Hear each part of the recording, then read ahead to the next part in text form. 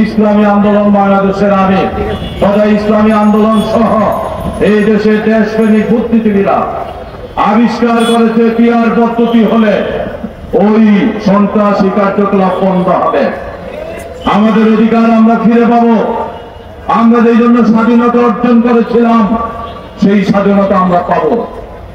যদি পিয়ার পদ্ধতিতে এইবারও নির্বাচন না হয় এবং মৌলিক সংস্কারগুলো রাষ্ট্রীয়ভাবে সংস্কার না হয়, তাহলে তো জুলাই আগস্ট বিপ্লবের প্রয়োজনই ছিল না।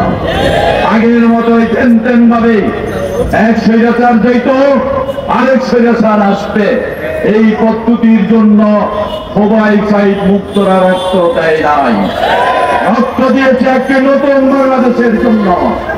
এই বাংলাদেশের শাসক এই দেশের মানুষের সেবক হবে, সেই জন্য রক্ত দিয়েছে।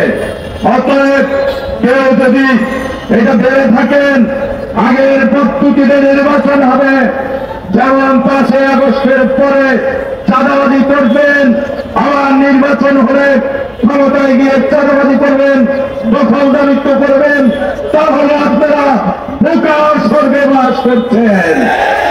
5 আগস্টে যেই জনতা জেগে উঠেছিল ওই জনতা ঘুমায় না, সেই জনতা আবার জাগবে, আমার জনতা জাগবে, এই দেশের রিক্সাওয়ালারা জাগবে, শ্রমিকরা জাগবে, মেহনতি মানুষরা রাখবে, জনতা জাগবে। আপনাদেরকে উচিত শিক্ষা দিয়ে ক্ষমতায় যাওয়ার স্বাদ মিটিয়ে দিব ইনশাআল্লাহ। আইন শৃঙ্খলা পরিস্থিতি চরম অবনতি হচ্ছে।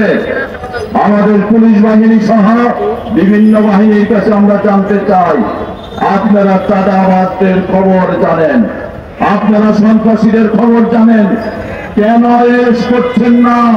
সেইগুলো অপকর্মগুলো কেন দমন করছেন না? তাহলে কিন্তু আপনাদেরও লিস্ট জমা দেওয়া হবে। এই বলেই আগামী দিনে যে কোনো সংগ্রামে সবাইকে উপস্থিত থাকার আহ্বান জানিয়ে, ধন্যবাদ জানিয়ে আজকের মতো এখানে শেষ করছি।